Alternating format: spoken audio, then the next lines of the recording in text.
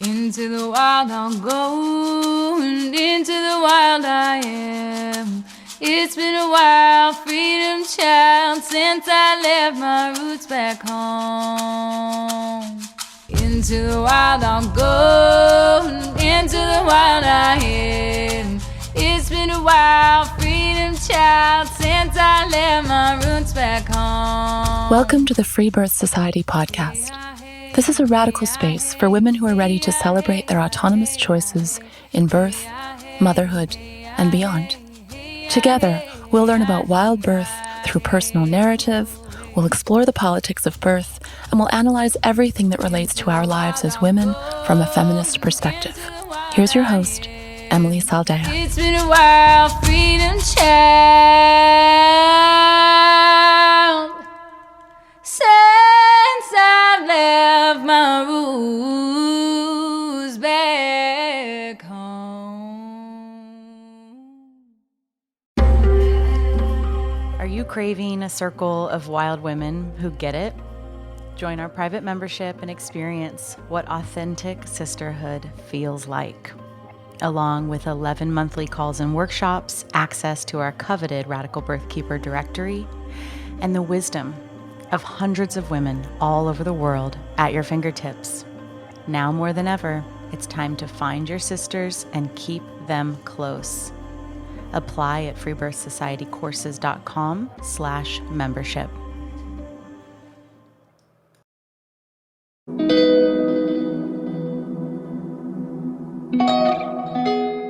This week, we have Noriko from Japan. Noriko's spirit babies communicated with her from a young age, and she always knew that part of her soul's path was to create a family. Her journey through her pregnancies and 2 births asked her to travel to dark places, shedding old patterns and beliefs, and finding her way through to happiness and wholeness, rebirthing her spirit again and again. This week, Noriko tells us about the sweetness of a fully supported postpartum and having the crucial piece of heart tending from a fellow RBK graduate. I love Noriko's stories as they offer insight into the mother's journey and the ripple effects that free birth has on our families, our communities, and the world.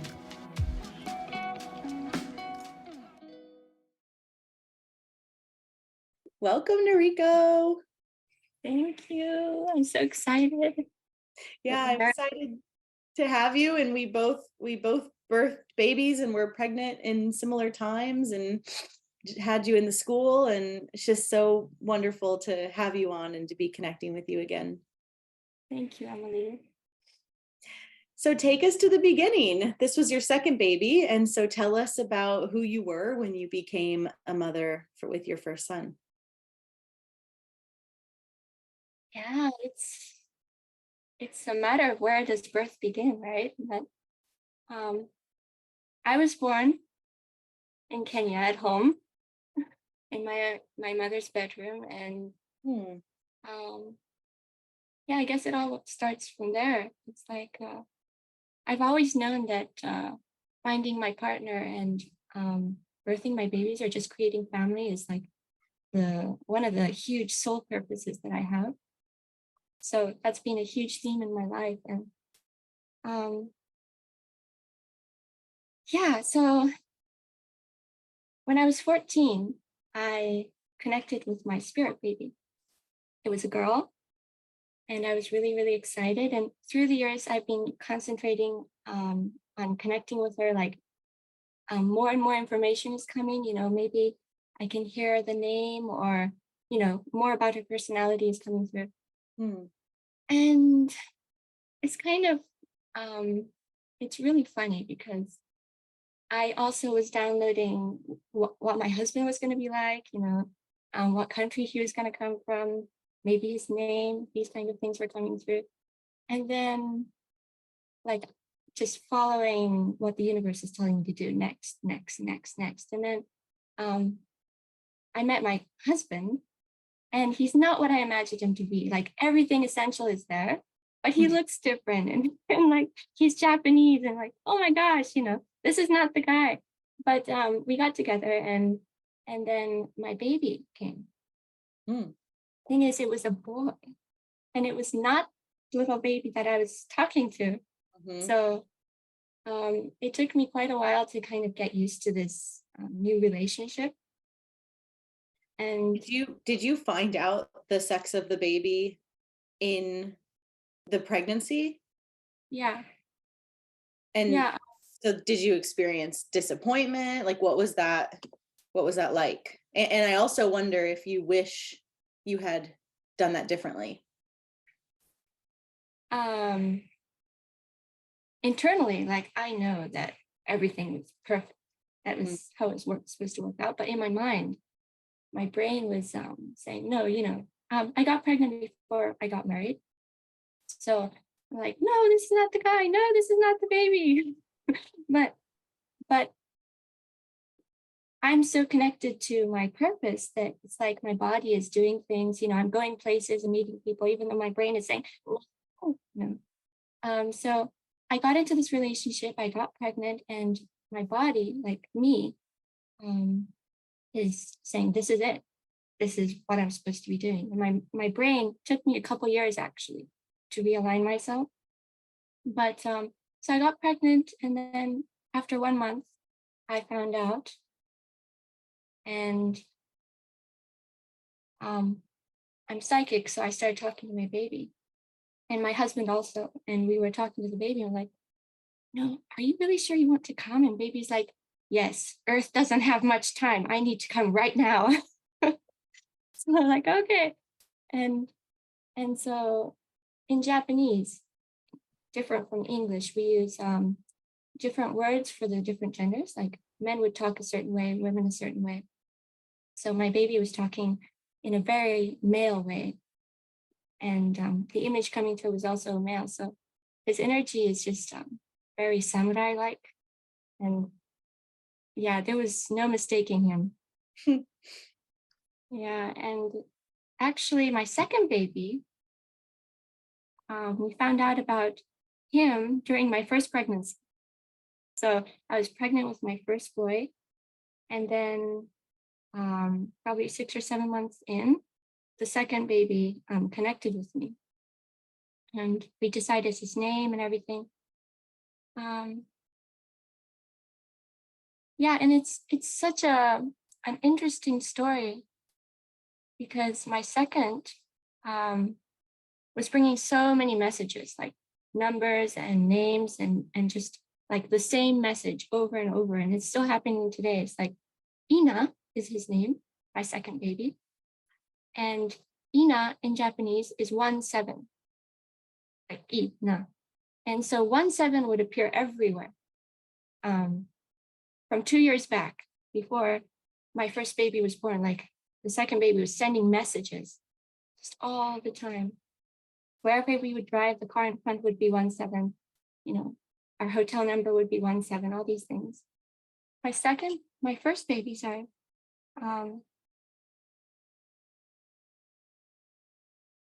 he was not the one I was waiting for, but he came and he brought so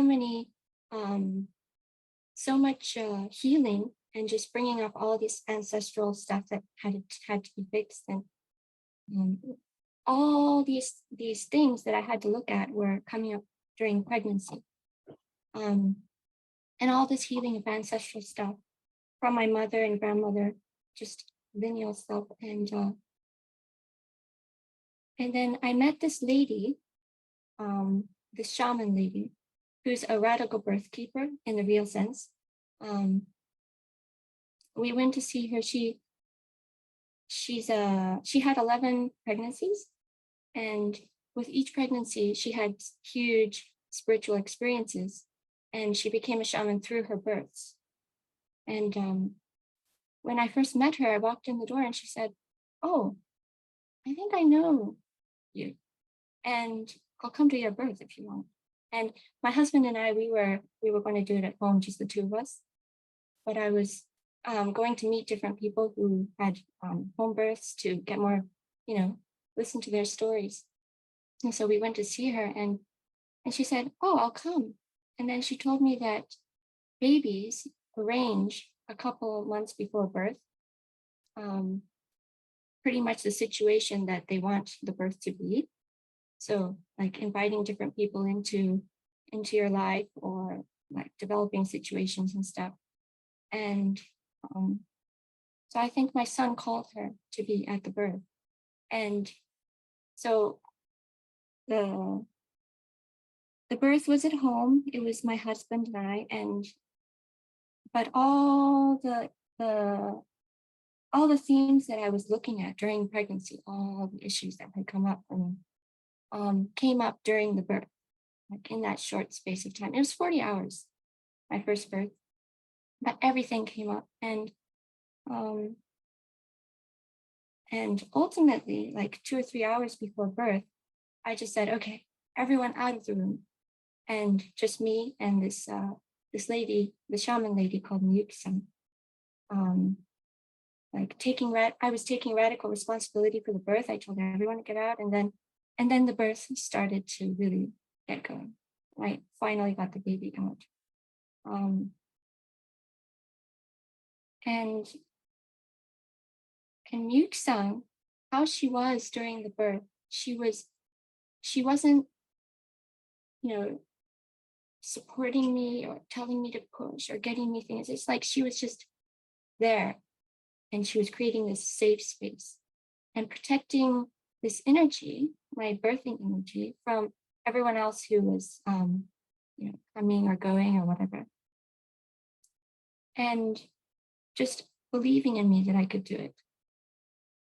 And that the way that she was, I've been through your school. It was so amazing. And her experience, her being there for me that way, led me to the path of, radical birth keeper, and working with birth and women. What is the climate of home birth in Japan? What is it like or not like?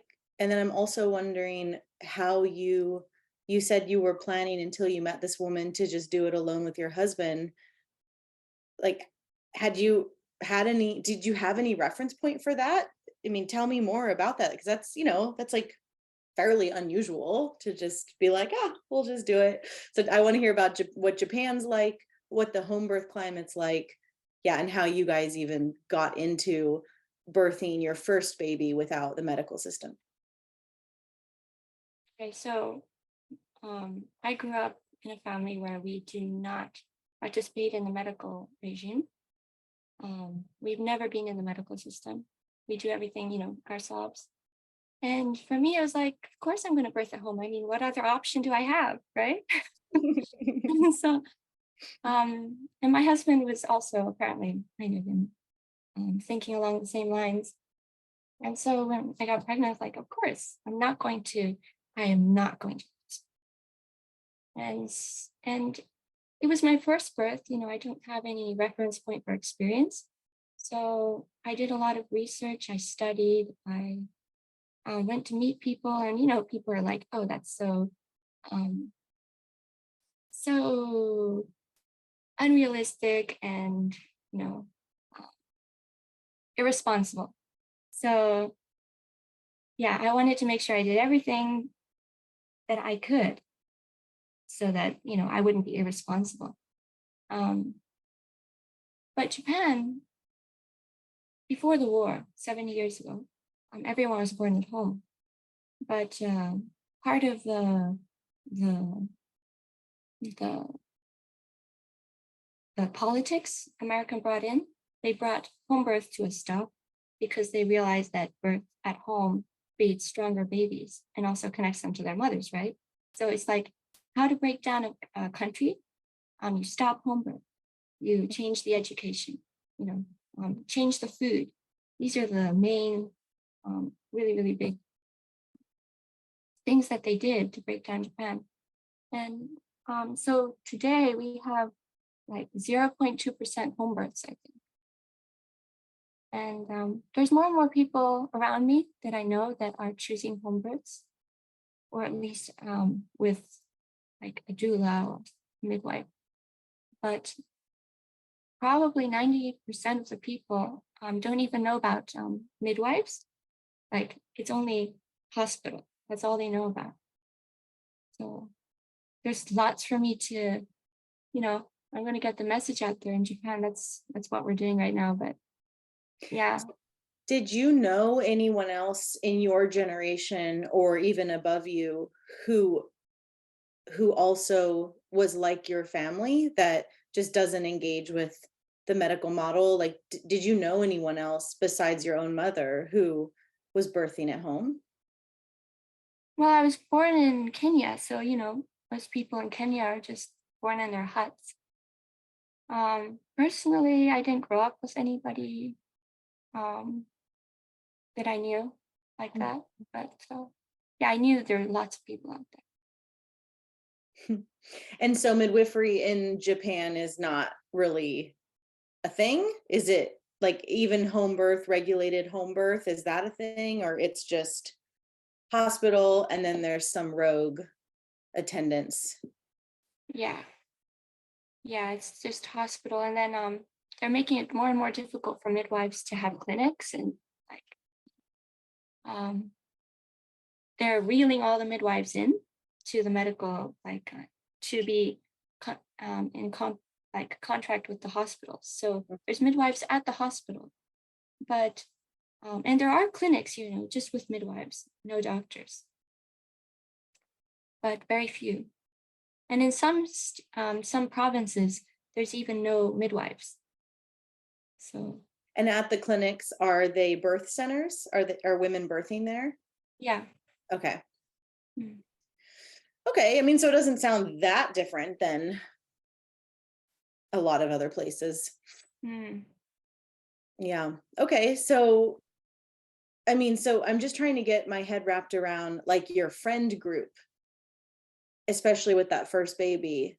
You're the only ones doing this. You're the only one birthing at home. And well, sorry. Okay. So after I met my husband, around my husband, there's all these, alternative types of people, farming at home, homesteading, birthing at home. Around him, there are lots of people that I know that were birthing at home. Well, not lots, maybe 10 or so. Hey, that feels like a lot. Yeah, it is. Yeah. Okay. So how does that birth shape you? I mean, having this fully supported, well-held container for your first birth and a longer birth, and who are you after that? It sounds like that's really when your fire gets lit about birth work yourself. Tell us about who you become after that birth into this most recent pregnancy. Okay, so like I mentioned before, I always known that creating family is like what I was born to do. And when I was very small, I was homeschooled, and my parents treated me as a small adult, or as a whole person, and they didn't baby me or anything. And everyone else would treat me like a normal little baby who doesn't know anything. And from a very young age, I was saying, this is what creates war in the world, like the whole situation, everything messed up. I thought it was because everyone wasn't treating children in the way they were born to be treated. I thought it was like education of children, how you raise your children, that was creating the situation in the world. And I was with that that view until I gave birth to my first son. But through pregnancy and birth, I realized that actually all the problems created in the world, what I think, is it goes before that. It starts at birth. Yeah. So yeah, that's what got me into the, okay, birth is what I need to do. And I know that my soul path, I have this mission to birth babies as a representative of the human race. So it's like I am a symbol birthing the human race. And I understand that this is very, very important. I mean, all women are doing that, right? They're birthing their babies in a symbolic way. But I knew that really this is how I need to do it. I'm birthing, so I need to really, really make sure that the birth space, like everything about being pregnant, being a woman, being with this child, needs to be sacred, needs to be protected, and needs to be in a healthy way, so that, you know, in the all the ripples, it will work out that way in the world. And so it's been really interesting because the universe has arranged it so that that can happen. With my first baby, I got pregnant, and I'm a therapist. So all around me, I had these friends that were therapists, like really, really like top class therapists that I could go to if I was, you know, worried about something, or, you know, I needed some help. I didn't have to go to a hospital. I could just go to my friends, or I could check out, you know, vibrational medicine or whatever. And also my husband, we were creating this village, homestead village, educational place in Kyoto. And also my husband was working as a, what do they call those things? It's like somebody who goes and lives in the countryside and tries to bring people back to the countryside. It's like, you know, it's not a specific job. Like they don't give you, okay, you have to do this and this and this, but it's it asks for creativity and imagination to bring people back, and you get paid for that. So my husband was doing that, and so he was getting paid by the city hall, and so he would go to the city hall every week, and they all knew him, and he's the weird guy, and he's everyone's like, okay, he's different. And so when I got pregnant, I hear about a lot of stories of women who have trouble with the government, like it's illegal, but they wouldn't give the birth certificate just because they don't like them or something. All these things.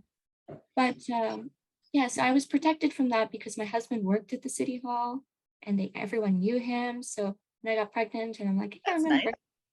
Oh, interesting. Yeah. And I didn't get bothered by any social workers because I didn't, you have to get this book before you give birth. You have to go to the social workers, and they give you this book. It's like, mother-child book thing. Otherwise, you can't get your paperwork after birth. So I didn't go until right before birth. So they didn't know I was pregnant. So they didn't bother me the whole time. And my husband and I, we talk about this a lot with people, but we feel that birth is like, it's not all the woman, of course. It's like the man has just as much of a big job to do in the arrival of the baby. It's just a different job. So my husband, we think that men's roles are to protect the space of the woman, so the woman can really concentrate on going deep into her spiritual experience, into the birth world, and just so he would drive me everywhere. I didn't have to use my my lineal brain. He would do all the paperwork, all the payments, just everything. And there was one incident where I had to go to the hospital for something while I was pregnant, and he went with me. Every time, after I got my book, the social workers, I had to meet them a couple times. And so, with all these kind of stressful meetings, he would be the one, he would always be there. He would do the talking. And the social workers would have his phone number. And so I was really, really, protected from any kind of weird communication with the outside. That was his job. And, making sure I have everything I need, getting me places, just making sure I'm emotionally stable. Because I didn't have friends at that time. And yeah, he did a really, really good job in protecting me and keeping me happy while I was pregnant, and also in the postpartum too. So postpartum, everything, the universe arranged it. So I had Monica, who was also with me during the school. She came postpartum to cook for a month or so. And, so I was taken care of in that way. And everything was just arranged. It was just perfect. I wasn't bothered by anybody. And so the birth of my first baby, and then postpartum, and then I had some really, really huge events in my life. My mother died, and I had some problems in my pregnancy, like postpartum 1 month. And so it was a very stressful time after that for about a year. And I was so not in alignment with my partner. I was so angry and stuff. And it occurred that we had to leave where we were. We had to leave our home. And now we're living with my father. But it was such a healing experience, because as we were moving out, all these people came, and this one shaman lady, our friend, came and she danced to heal the land, to kind of, cleanse everything. And she said, if there's anything you need to let go, just let it go. And so I let go all this anger and stuff I had towards my, marriage. And it really, really just was disappeared. It was gone. And the next day, this another friend came to do American drum for us and pray. He really, really prayed. And I really connect with the Native American way of prayer. And so that was a really, really special experience. And then it was in the same spot outside, the dancing and the drum. And then the next night, nobody was around. And my husband and I, we, I got pregnant. The next night. You had your own dance. Yes. Exactly. Amazing. In the same spot? Same spot next night. So yeah, all my resentment was gone. I was connected with my soul. And then next night I got pregnant. And that was the answer for me. It told me that I am on the path. I am supposed to be with this man. Everything is going to work out fine.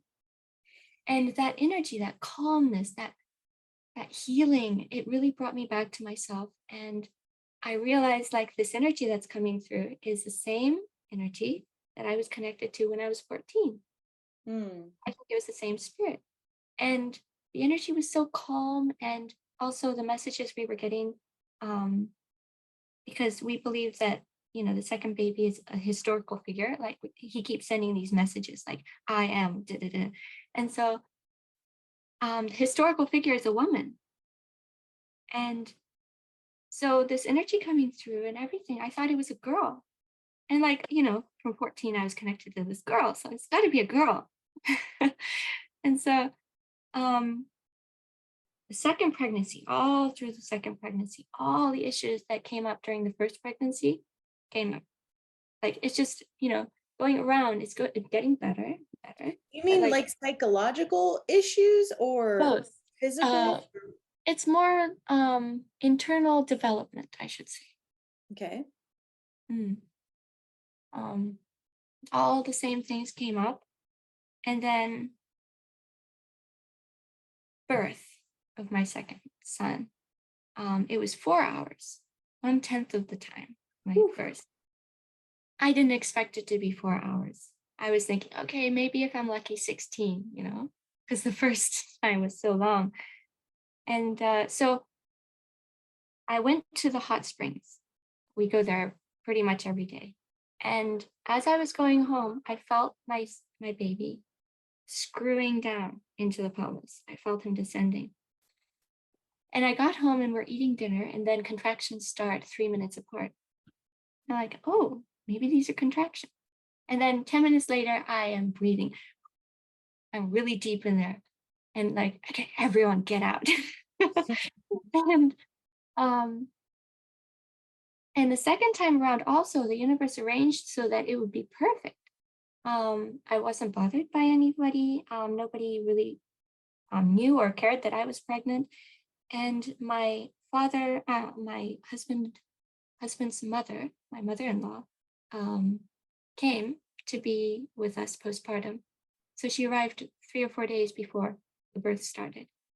And so I had my father, my mother-in-law, my husband, and me, and our son. And I mentioned this to you a long time ago.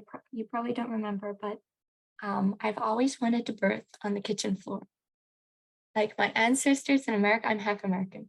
They went all the way across the continent in their wagon and birthing on the kitchen floor. That's so special for me.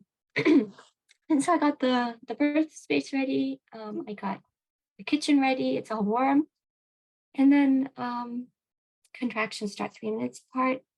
Go straight into the bedroom where my mother died, actually. It's the same room.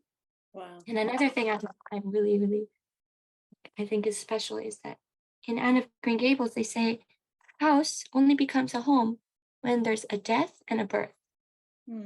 So my mother died in that house, in that room. And so I go straight in there and I start to really push. And then all the things that came up for me during pregnancy came up again during those 4 hours. Like it started with, I didn't want to be born, and, I feeling all this anger coming up because I feel like my babies are using my body to get to this earth and all this deep stuff. And I got really scared, like, this is dark, stop. I called Monica up and she, it was the middle of the night, but she answered the phone for me and she said, and I told her what's going on. She's like, that's okay, let it come. And then that was it.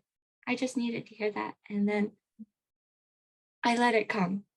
And all these other things, these dark, deep transformations. And I would be able to I had to transform it before I could go to the next one.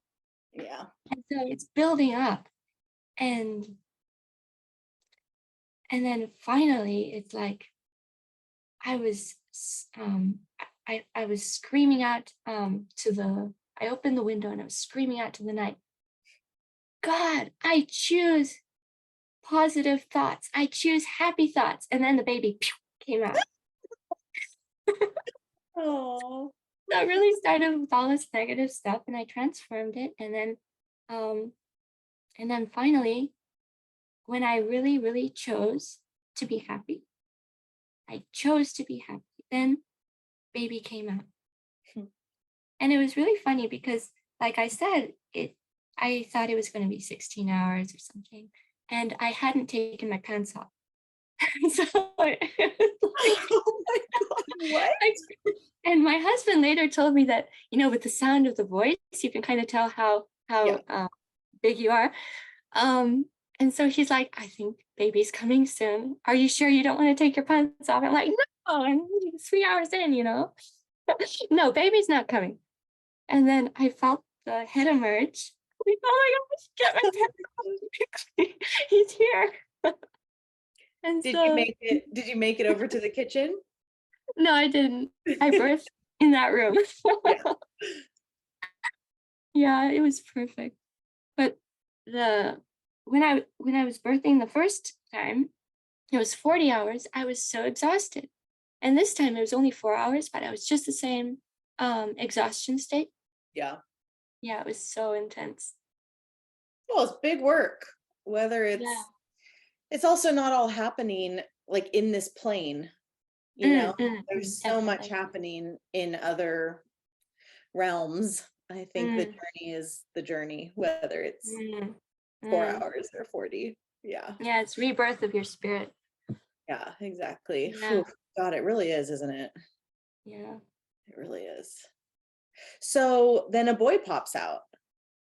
Yeah. And how does that go? It was really dark. So I didn't see him at first. But I didn't see the baby. Yeah.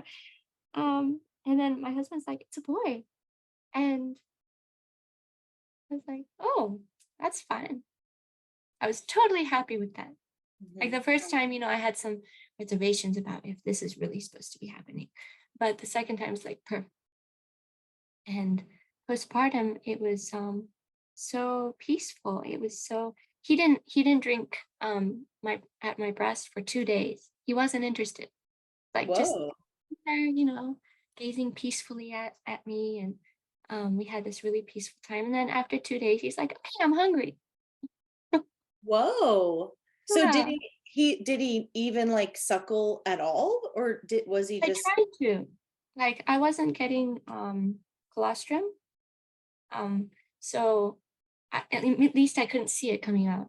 So I was um, kind of worried about that for a little bit. But yeah, he just wasn't interested. And then after 2 days, he finally got interested. Yeah, very, very peaceful. And then my mother-in-law was there, and she, I was worried about maybe there's going to be some problems, like her birth story is going to come up, or she's going to try and take baby or whatever. I hear stories of these things happening, but she was a very, very traditional Japanese mother, like not there, but food is coming kind of situation. love that? And she had her own restaurant. She's a really good cook, so like excellent meals, really balanced, like eight or nine different dishes. And Amazing. yeah, it was great. And Monica, I so leading up to the birth, I had arranged everything. My nest building instincts were really, really full on. I made lists about what to do, like each role. You do this when birth starts. I made, I sewed all the sheets. I organized everything, and I made lists of like what my toddler likes to eat, how to make those recipes, what I like to eat postpartum, what I want to eat during birth. Like just, I wrote everything down. And so I didn't have to worry about anything when I was postpartum. I just laid in the bed for 10 days. Like in Japan, they say 30 days or 40 days, you just stay in bed and you don't move. But I can't do that. I have to move. So after 10 days, like I crawled outside and started walking around and stuff. But so I asked her whether Monica offered to come for me postpartum. So after 3 days or so, she arrived, and she stayed with us for a month. And so my husband was taking care of all my needs, taking me to the toilet or getting me things, or taking care of everything. My father took care of my toddler, and my mother-in-law took care of all the cooking, dishes, laundry. And Monica was there for me, for my heart. So I could talk things over, look at the baby. She gave me a massage and just all those things. It's like, it was so perfect and so wonderful. And I was so grateful. And it's like, there was stress. There were things that needed to be addressed. But I had all the tools and all the support I needed to address them. So it was perfect. You had like a full puzzle, like all the pieces. Yeah. That's beautiful. I think I know a lot of women overlook that piece.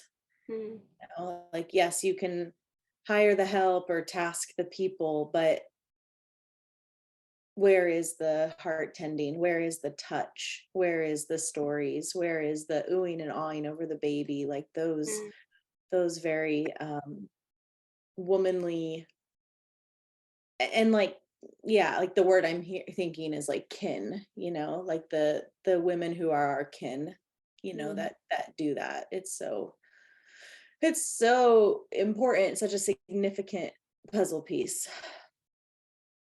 Yeah. And then postpartum, all the issues that came up during pregnancy and birth came up again. It's like this spiral. It's getting better. It's getting bigger, but like over and over again, I address them and it improves. Just so much healing is happening for this whole journey. So amazing. Like, what does that mean? What does that look like? What does that mean? What's coming up? Like, I think during pregnancy, all the things that you need to address to become a whole person, a more complete, like developed human being that you need to address, that your soul needs to address. I think those things come up. And it's birth, pregnancy, all these things are a huge chance for you to grow as a human being. And so I believe that, like, at least in my experience, all these issues that I need to work on in myself come up during pregnancy.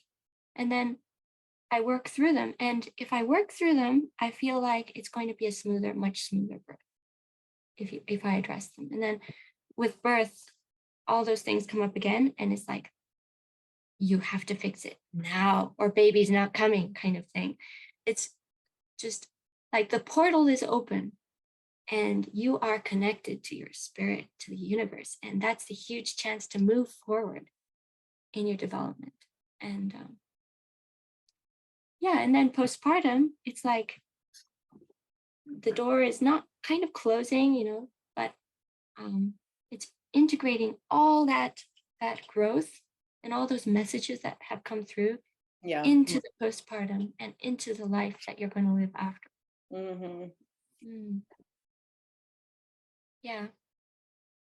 Just endless learning.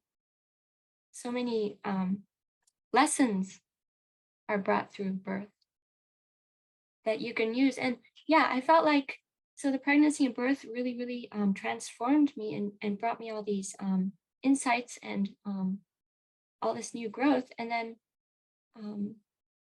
and gave me the tools that I need. Like, I wrote down all the things that came up for me during birth. I pinpointed them, and each one of them was a tool. Monica made me this wonderful mobile for the baby, and she put these tabs hanging from it, so I could write in each lesson that I learned through my birth. Yeah. And so each one of those around 10 different things that came up for me during birth, I wrote it down. And like with each thing that came up, like for instance, I didn't want to be born. That transformed into like, I am here and this is supposed to be happening, that kind of, you know, transformation. And then that is my tool that I can use all my life. And so postpartum, I've been able to use these tools, like these lessons that I have learned. And the same cycle again postpartum, like all the same question is coming up for me. Have you really learned this? And are you ready to really, really take it to the next level? Right? Transform it. And yeah, so it's like, it keeps coming around like the seasons, but it's getting better and better and better. Yeah. I like the image of the spiral getting wider. Yeah, I hear you. Yeah, that's very, very well articulated. So what are some other big lessons that you feel like you've transmitted or been able to work with since this birth? The main theme for me has been radical responsibility, radical self-responsibility. So yeah, that's I guess the main overarching theme. And under those themes, like it has come up for me in different ways. But radical self-responsibility, and you know, we talk about that so much in the Radical Birth Keeper School. And having all those tools and all those women that we can connect with, like the community that you've created, and it's been such a huge help. Yeah, it's been great. For real. Yeah. It is quite the ripple effect, huh? Because you don't take radical self-responsibility in one area and not somewhere else, right? I mean, we try, but that's not the sustainable move. Yeah. That's right. Well, what else do you want to share, or do you feel Or do you feel complete? I'd love to hear a little bit about what your work looks like now and how this has, yeah, just continued to support your work. Mm. Yeah, so until I gave birth, I felt my work was in the realm of children. How do you treat children? And I don't mean schooling or anything like that. I mean, how do you what energy do you bring to the relationship with the child?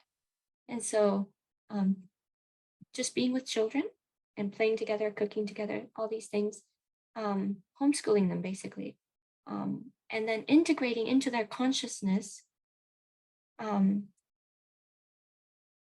these lessons about self-worth, like how you treat them and what energy will make us like inside of the child subconscious choices or about who they are. Like, are they, responsible? Are they worthy? All these things, like what energy you bring kind of changes how they are. So I thought I was going to be changing the world in that way. But with the birth, I've really realized that supporting mothers and babies is my work. So right now, Monica and I, we've created this Facebook like group for Japanese women. Anyone who's interested in home birth, we put stuff out there, and I'm not ready yet to like do one-to-one support yet, with my baby still too small and stuff. So I'm just kind of seeing how it goes. But right now, my husband and I, we are living in the countryside. We're homesteading and creating this this our land for the generations to come, for our family, and also the village that we are in. We're gonna create community, bring people in, and really create community, take care of the land, grow things and homeschool and create a school and all these things. And in that village vision that we have, having powerful, really empowered masculine men and feminine women, or I wouldn't say like just having people who respect the masculinity and the femininity in each person, and just taking care of that, and creating festivals or ceremonies for like women's circles, or things for men, just in the everyday of that village. And birthing, having the postpartum support, just the community for women so they can birth in the village, like at home if they want to. Just kind of really just creating this kind of, I don't know, what do you say, like a new country, or I just want to make the possibilities open for everyone who's interested in these end times, Or beginning times. Beginning times, yeah. Beautiful. New birth times. Well, how can women find you and learn more about you if they're interested? I'm not really online. I'm only on Instagram. So I can put my Instagram tag. But yeah, all the things we're doing in Japan are mostly just posted in Japanese. But yeah, I'm very happy to connect with anyone. So if someone's hearing this and they're Japanese and they want to join your birth group, would they just find you through Instagram? Instagram, oh right, Facebook group. Facebook birth group is actually the name is in Japanese. I assumed. Yeah. 自宅出産について話すコミュニティグループ Home Birth Japan is the name. So if they're Japanese, they can understand that. Yeah, totally. Yeah. Awesome. Well, thank you. Thank you.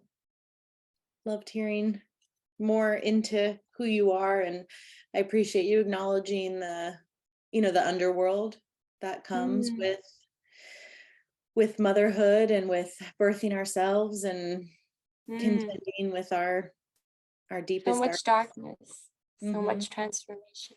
Yeah, Yeah. beautiful. Thank you, Noriko. Thank you. And that's it for today, my sisters. Check out everything we do, including one-on-one and group coaching, learn about our private membership, in-person retreats, and more on freebirthsociety.com. Our online courses are on freebirthsocietycourses.com, including our flagship course, The Complete Guide to Free Birth. Don't miss the Radical Birthkeeper School if you're ready to become the authentic midwife that women are searching for. Together we rise, and the revolution starts inside each of us. I'll leave you with our Freebirth Society theme song, Wild Woman by Aruba Red. I honor you for the wisdom you held, the ancient traditions of plant medicine and womb magic. I feel the spirit of the ancestors as I place my hands upon my belly. This sacred portal will be honored. Eons upon light beams of survival, withstanding the eradication of our power by design. I will not allow the separation of our young to be forced upon me. My sisters will no longer birth in captivity. The picket line redefined from burning our wild women to paralyzing us and drugging our babes. Strapped down in a clinical white bed, drying up the milk from our breasts. Keep your needles. My family will never again be doomed to chase those dragons or your poison.